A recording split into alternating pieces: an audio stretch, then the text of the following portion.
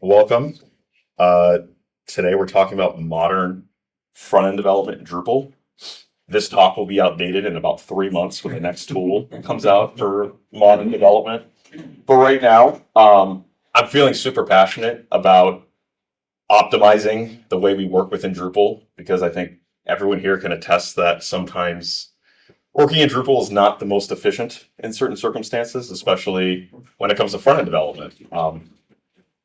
I do a lot of contracting, and I sometimes get into projects and it takes like 2 minutes to build a project that's running Gulp in Bootstrap and whatnot. And when I come into a project, I typically like to leave it better than when I came in. So new projects, existing projects, I try to optimize my workflow so I can do more in a shorter period of time. So insert Vite and Tailwind. And I guess I already just said it on my title slide, but Drupal theming has always been powerful, but modern front-end expectations demand new tools and workflows. So yes, the intersection of Drupal, Vite, and Tailwind. And a little bit about me. I'm a triple certified Drupal developer. I've been working with Drupal since 2015, started my career with Oomph. I've built, broken, and rebuilt more Drupal sites than I can count. A little bit about my company. So I run a Drupal and WordPress consultancy, fractional CTO, anything that's pretty much at the intersection of web and technology. And we just launched the consultancy this year. So what is Vite? So Vite is a modern front-end build tool. It's a bundler. So if you're not familiar with what a bundler is, if you want to use a JavaScript library, or a front-end library, particularly like Tailwind, that has dependencies, you have the option to use maybe like Unpackage or Cloudflare CDN or some type of CDN, or you can install locally in your project and load in all of these dependencies. Or you can use something like Webpack or Vite that's going to bundle up all those dependencies in a package JSON and to be able to serve it over a modern browser. So Vite is that next generation tool that's going to supersede Webpack. And Webpack may still exist and catch up. There's always still a place for tools like that. But the main advantage of Vite is instant cold starts. And we'll talk about some stats in later slides. A cold start being, I come to the project, I run, npm run build, and I get my bundle within a second or less. Those of you who've used Webpack here, it might wait 30 seconds for a bundle. Fast HMR, which is hot module replacement, that is using native JavaScript modules in the front end of the browser that's going to hot replace content and scripts within the page. No refreshes, no reloads, no build Drupal cache clear refresh. It's instantly there.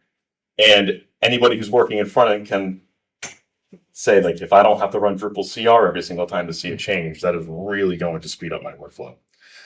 Configuration simplicity.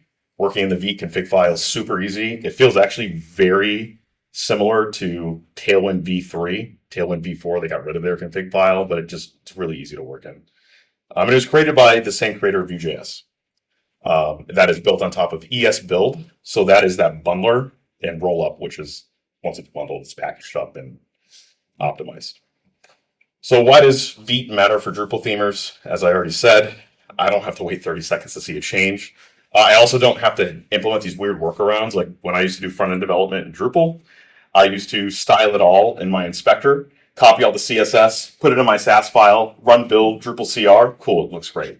Super not optimized. There is also a way to do SAS maps as well, where you could connect your inspector to do SAS maps, but it's just a bunch of overhead that I had to keep in notes and remember how to do every single time. I got faster feedback loop. And seamless integration into decoupled or hybrid frontends. Talked about what hot module replacement is. So Vite's going to execute in its watcher dev mode. It's going to instantly refresh the full page. It replaces only the module that changed. So that's through your file system watch. Vite's going to say, hey, this file changed, only replace this file or these changes on their page. So how does Vite work with hot module replacement? So Vite's going to serve your source code in the browser. It's not going to serve that bundled file that you would get with Webpack.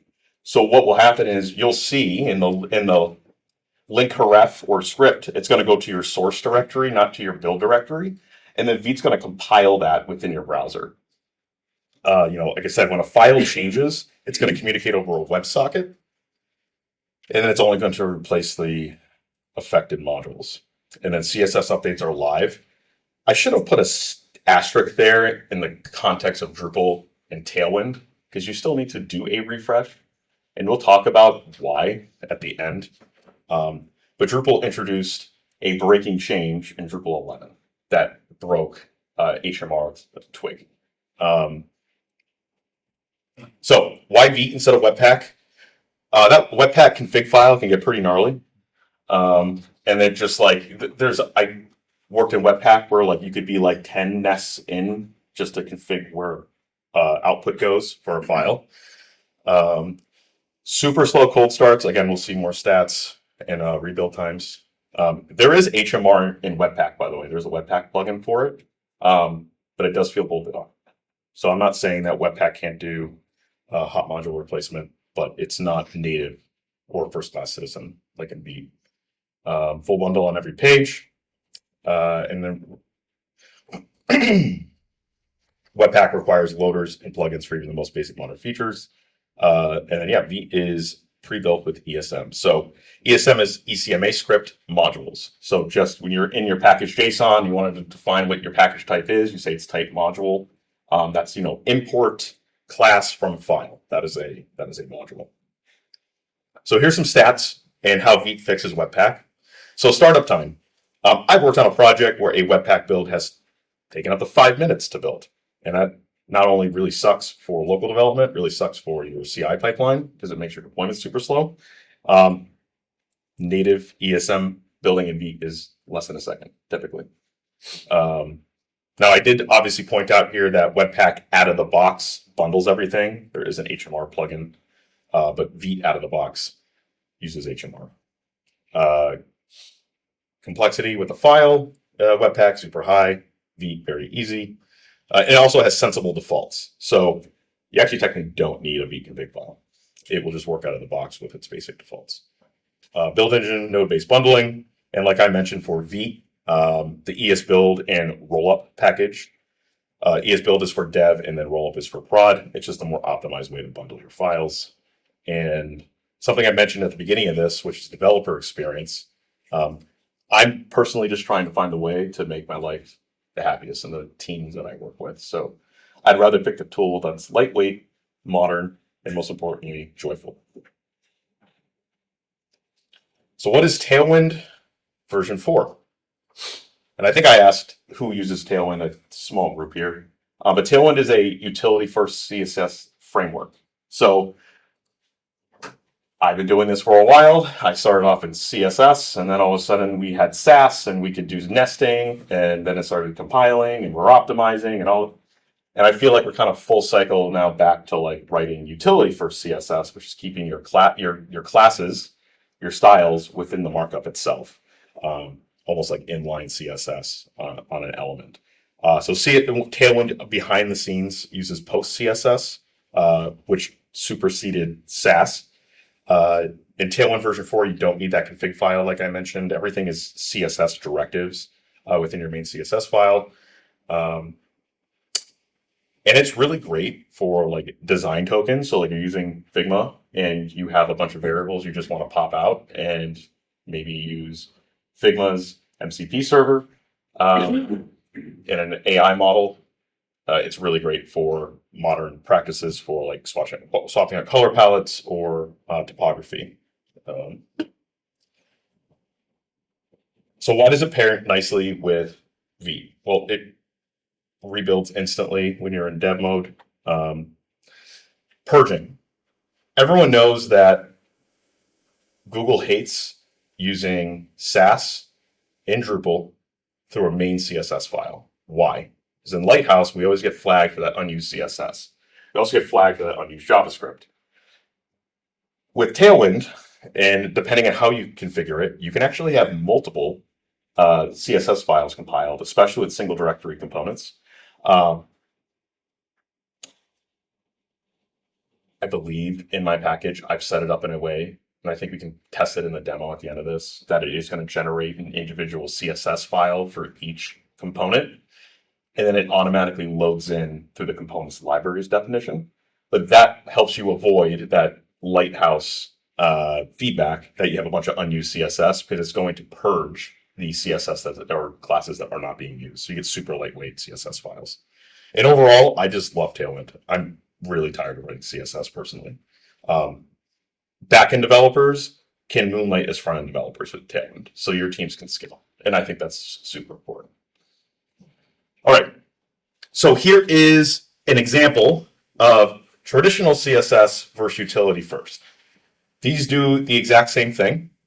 And what you will see is, instead of writing two different languages, please don't at me that CSS or HTML is not a language. For this context, they are. You can see I'm doing the same exact thing in CSS as I am doing utility first, except everything is within the same code block. Feels very... just feel very modern that I don't have to potentially look in two different files and potentially have this hero CSS selector in three different files, because over the years I've had multiple people working on a project. There's only one source of truth, which is that class attribute on the intro. So how Tailwind works behind the scenes. So we talked about this. The framework provides thousands of predefined utilities. Those predefined utilities represent CSS definitions. So text for XL by default, I believe, is like 3M on a font size. And you can adjust these too. Those are all preset, and you can make those relative, right? Because it's using relative sizing as well.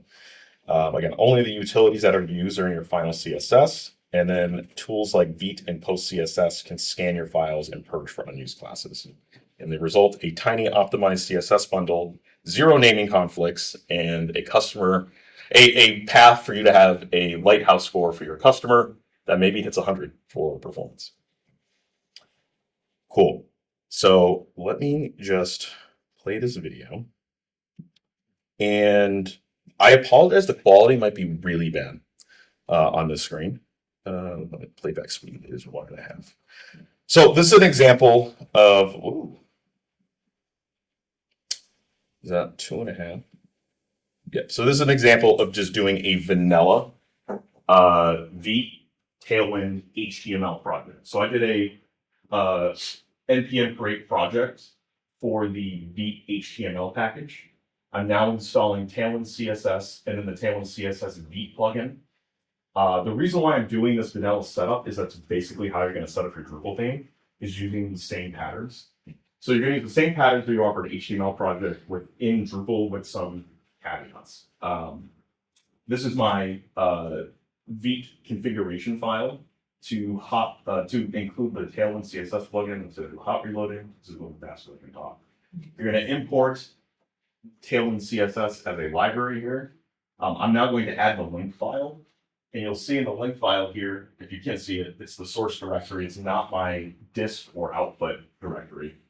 And then this source directory here, type module for the main.ts. And again, I'm loading a TypeScript file in the browser. You'll see that my output of here in watch mode is this is the default HTML that the scaffold. I'm now giving cursor a prompt that says generate me a marketing website. And as it's generating, you're going to see the hot reloaded place. You get feedback up in your console, and you're also going to see the output. AI, as smart as it is now, is going to, especially in cursor, look at how a project is structured if you don't give it explicit commands how to do something. So the Vite project is actually loading in HTML through JavaScript, and cursor saw that and was like, I'm going to put all your markup in this JavaScript and then insert it into the DOM. That's why it says, div ID app, and that's where that came from. So you see, I'll accept all the changes here, and then I'm going to target this element right here. And right now it's at 97%. I'm going to change it to 50, and you're going to see the page once I hit save automatically reload and show the new result. I apologize. No refresh on a browser, it is immediately removed. So now I'm going to tell the model here within Cursor to say, hey, get all this markup out of the TypeScript file, put it into the index.html file, and then change the primary color to purple. And you're going to watch this all in real time. No reloads. And you'll see the instant feedback that I get. Also crazy how, like, I haven't done a conference talk since before Cursor and AI models and ChatGPT. This made my life a lot easier, putting a prompt in and just recording what was happening. So pretty wild. So right now it's cleaning up all that markup that was in main.ts and is pulling it out. You saw instantly that there was an error, a syntax error. I got the error. It fixed the error, and I didn't have to reload. That's something with Webpack that I've experienced where if you bundle or you build with a error in your bundle, you'll have to rebuild or refresh. You don't have to do that. So it's I had it in there, but you couldn't really see it. Okay, I'm getting a little nervous because I've got a demo coming up here. And if you want to follow along, you can with your computer, you can type in this bit.ly link, or you can use QR code. This is going to open up the repository of the starter project I did for this project. And it's just a starter theme for Drupal. There's some caveats here. It's no lie that using Vite with Tailwind in a Drupal theme is like a square peg and round hole, right? Monolithic technology that is enterprise built Drupal, and then you're trying to put in this like very agile, nimble framework. And there's some magic that happens. So we need to do some stuff within Drupal to tell Drupal, hey, don't do what you normally do to load assets. We're going to need you to like bypass all that and allow us to use HMR and Vite. And sometimes it wants to work. Sometimes it doesn't. So, but when it does work, it's great. And I think that as we progress towards modern technology, especially speaking with Adam, Drupal Canvas is using Vite. We might see some more adoption within the framework itself instead of it being contributed. So making some assumptions here. Everyone's using Drupal 11. Everyone's using DDEV. You're using single directory components, and you're using TypeScript. In my opinion, if you're building websites in Drupal today, all four of those points should be a yes. So that's something to keep in mind. So if you're following along, and we'll do this in the demo, we're going to need to require the Vite module. So the Vite module is going to intercept the asset pipeline and going to render out the source directory in the markup as an ESM module or ES module. You're going to have to enable the Vite module, and then I need to instruct the Vite module where I need to go for HMR. So this is the WebSocket port, and I'll show you in the next slide how to configure this for DDEV. Also, typo, should be DDEV.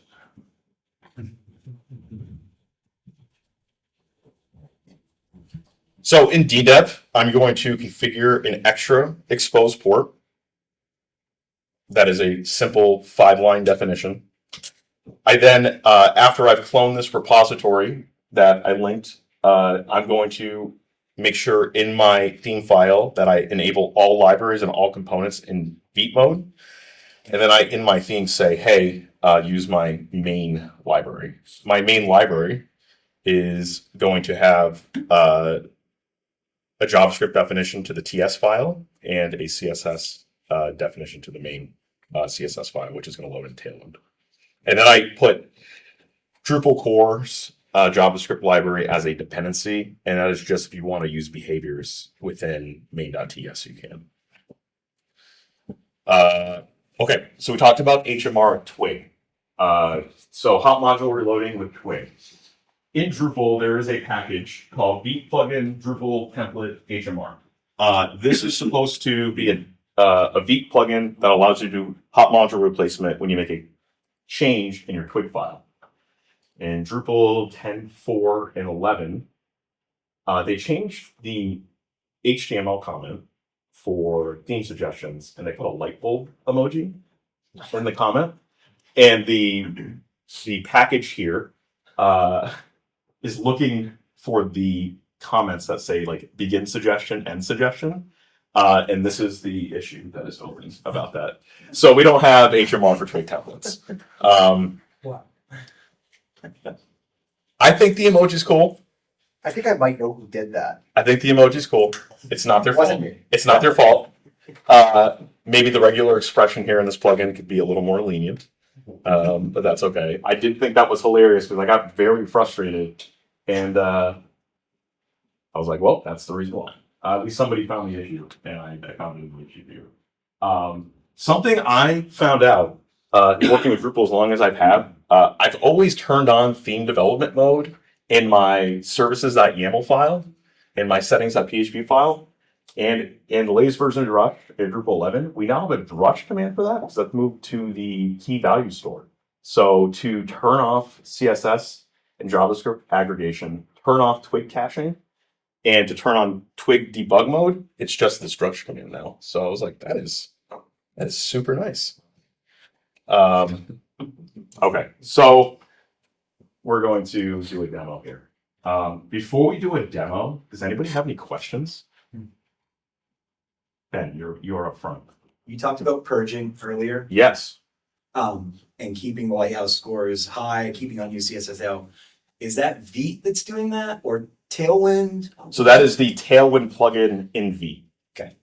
So early adopters of Tailwind, if you are in here, will remember that when you wanted to use Tailwind CSS, you needed a Tailwind config file, you needed a post CSS file, you needed a bunch of configuration to instruct Webpack to purge the files.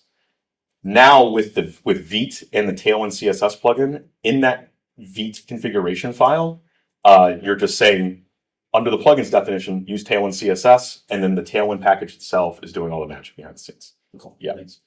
And that purging, back to your assumptions, that purging would only work with single directory components and serving up itemized component CSS? That is, I mean, in this, that is an assumption on my setup. Yes, Yeah. So yes, I mean, if you aren't using single directory components and you are using just regular templates and all of your CSS is technically running through that main CSS file, you're going to get purging from the Tailwind library of those hundreds of thousands of utility classes you have. But those utility classes will load on every single page unless you're breaking them up into single directory components. Yeah. Yes. Does Got you.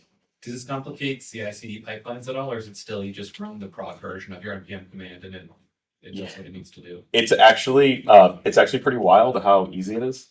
Yeah. Yep. So with the Vite module enabled, when you are not in dev mode, it's going to just swap to the dist directory to that build file when you're running build instead of dev. Yeah.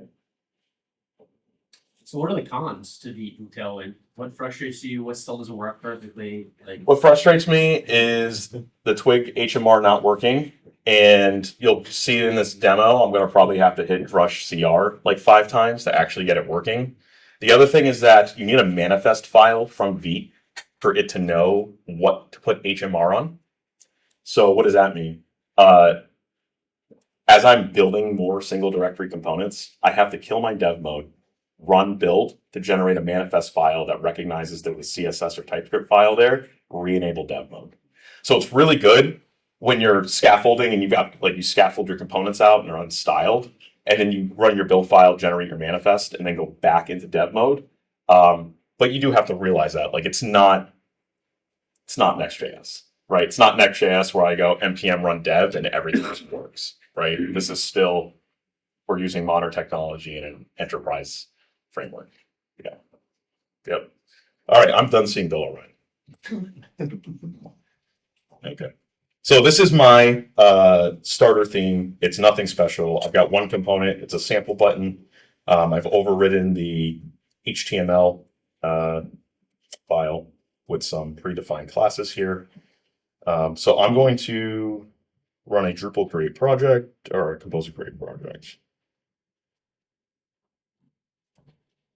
Internet, don't fail me now. Cool.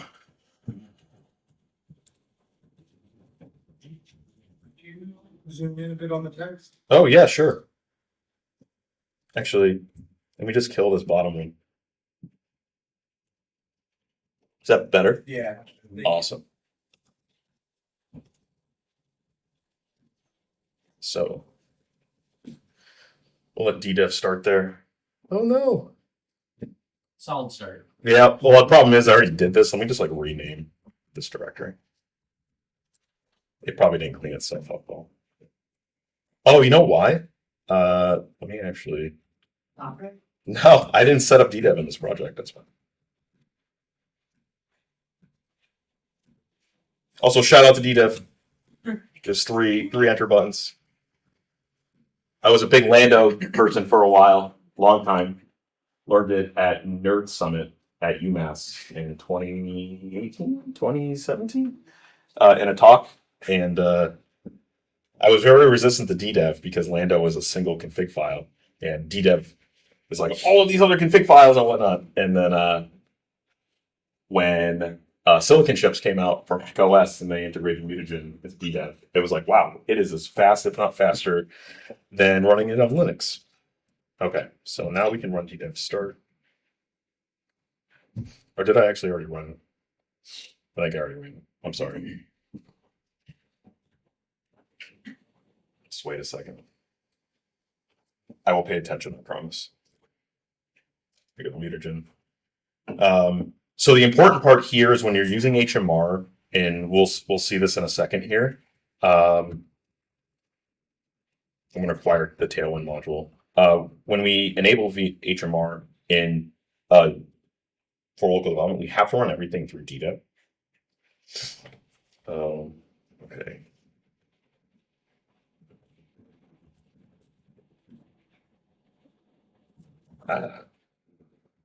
Would be helpful in a DDEV drush site install.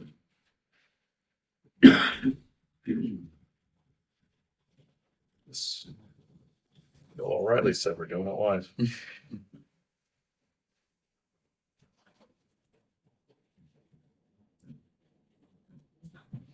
All right, that was your tutorial on how to install Drupal in about 1 minute.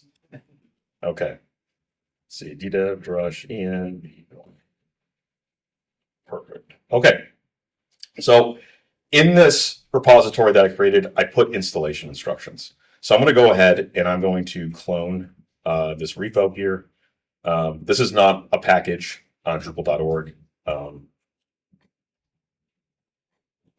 If people want it, it can be. I just transparently don't really want to maintain this. Okay.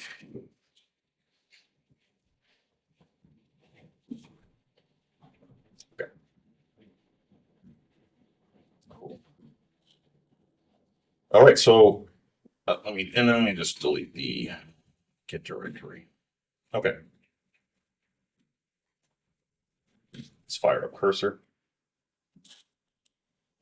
Also, you'll see I'm in love with Solarized Dark. This is the theme both in my terminal and in my text editor. So let's go to the settings file. Here,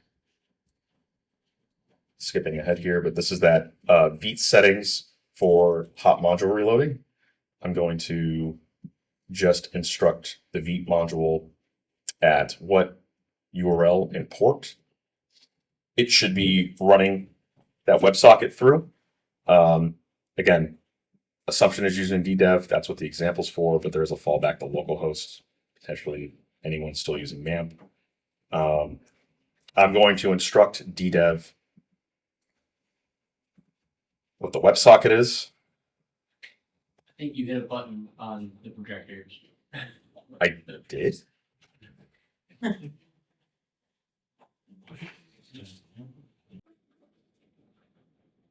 I don't know where that thing went. There you go. Okay, are we back? Yeah. We're back. Good. Thank you. All right. I got to restart DDEV now to make sure that the WebSocket port is running in the instructions. While it's doing that, I'm just going to rename my theme. So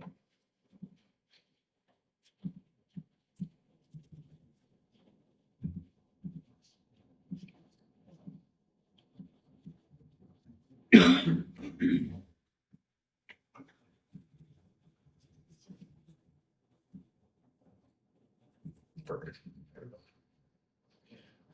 Okay, let's check on that. Already done. Great.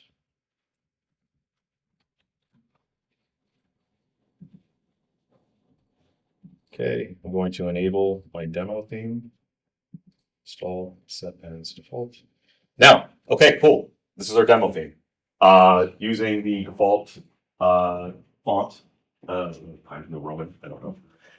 This is because we don't have a build file. So web themes demo. So first I'm going to run npm ddev npm install.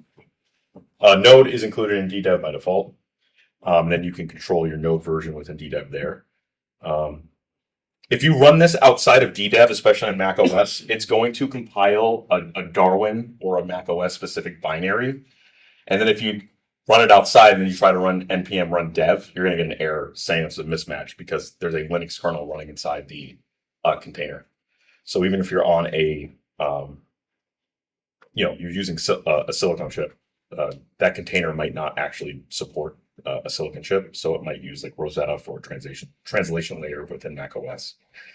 So I'm going to run npm run build next. This is what I've talked about. We need a manifest file. And you can see here that under the dist directory, that manifest file was created.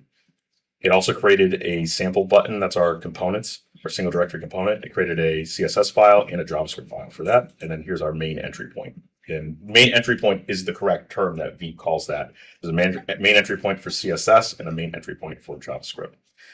So now I'm going to run ddev drush cr, and we should see, there we go. So now that is the default styles that are in html.html.twig. So I'm not in HMR. So I don't have HMR enabled yet. This is just, I've run build, I've run CR, and because we're seeing this, this is coming from the source directory within our theme, not the dist directory. Where did cursor go? There it is. So then let me just open up the dist directory. Under Vite, you'll see the manifest file. The manifest file is just JSON, and it's just to instruct Vite, again, like I mentioned, what files exist in the context of Vite and where it should do HMR. So the source file is here, but the dist or build file is there. There's your entry definition. So we don't maintain this manually. I guess you can, but just run the build one. And then if I go to templates, you will see that I have light mode and dark mode definitions in here. I am a dark mode person. So you can see that Stone 950, which is almost black, is my default color. I'm going to change this to red. And then I will run ddev npm run build. And I should just, might have to do cache there. Oh, what did I not do, guys? Thank you.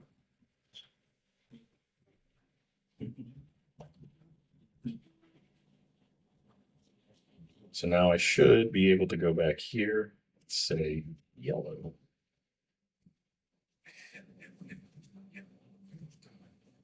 And that does not exist.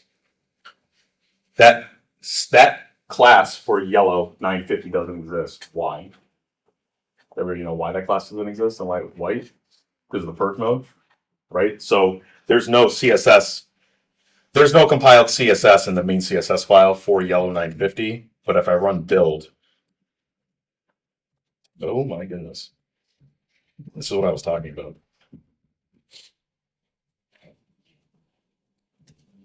There we go. Now it exists. All right, so let's turn on hot module reloading. npm run dev. Now,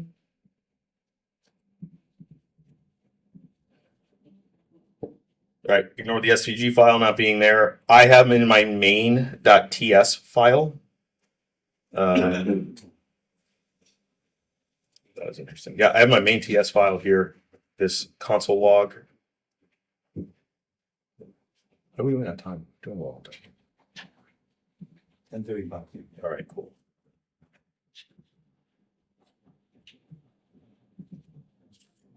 Okay, HMR is not running.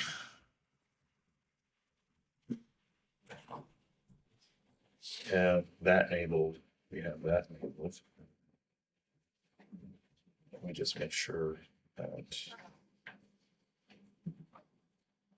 that is there. Cool.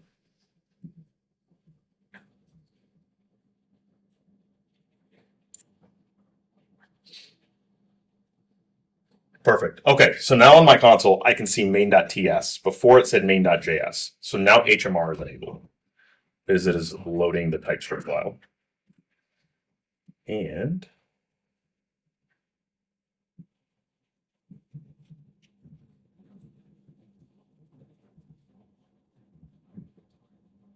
you can see I just saved the file, and now in my console, can you everybody see that? Yeah. Yeah. You'll see that it says NEDCamp 2025. I can go back. Hide them. There you go. So no refreshing, right? When I updated that TypeScript file over the WebSocket, it reloaded that TypeScript, reloaded the TypeScript, compiled it into JavaScript, and replaced it on the page instantly. And then I should be able to change this to red. That's not going to change, but when I refresh, it's red. There we go. So why I have to refresh again when I update the Tailwind class in the HTML, HMR for Twig is broken. But because I have HMR enabled and we're reloading and rebuilding anytime I make a change to the CSS file, when I do refresh the page, the color does change. So I can do red, so red 250, shield your eyes. And it doesn't all work. Perfect. Just go back to that. There are some wonky caveats with it. We can, and here, theme, body, P20, that should. Well, it instantly gave us an error. Theme blocks must only contain keyframes. Perfect. Theme body.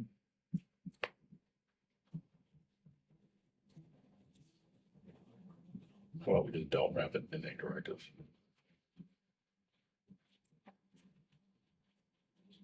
There we go.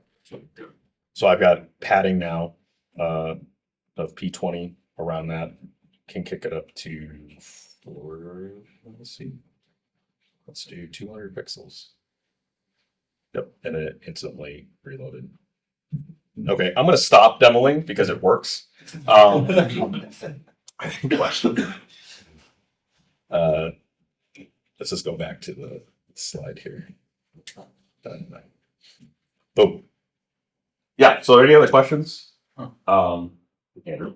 We're doing some other things in Webpack, like optimizing SVGs, optimizing images. Does Vite support doing those things? Yeah, just plugins. Okay. Yeah, so you could do more configuration where you're like passing your assets through from like a source directory. Yeah. And then you can like do stuff with like sprites. Yeah. Optimizing images, yeah. Yes, Chris. Is the Vite module still needed in production, or is that like a development module that you can config split away? Well, you're going to need it in production. And the reason why is my libraries file. I'm going to the source directory. So that Vite module is going to do some magic and swap it out based on the manifest to go to the build file. Yep. Yep. And let me actually open up the single directory component so you can see that. In my library overrides definition, I'm passing in the p.css.css file. This is a pattern that's actually defined in the Vite module's README. Always very important when you're using a module or a framework to read the instructions and do it the way it tells you to do it. I did not invent this myself. And then you're passing in the TypeScript file. You're not passing in the build file. So like typically, what we would do with Webpack is we would have a source directory with our TypeScript or JavaScript. But then in the libraries file, we're pointing it to the build directory. That's not happening here. What is the p.css file? It's a post CSS file. Yeah. That's just the pattern that the Vite module suggests to name your files. Yep.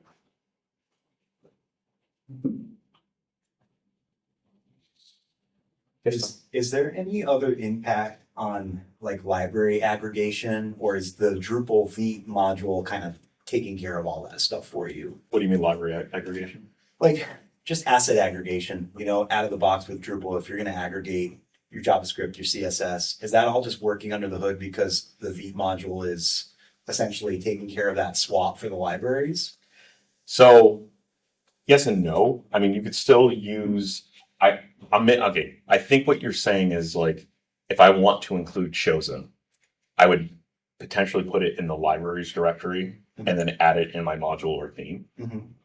In this case, you could still do that. It's going to load on every page that may or may not use chosen, Mhm. unless obviously you put that library definition in the template for chosen. Mhm. So you could still do that.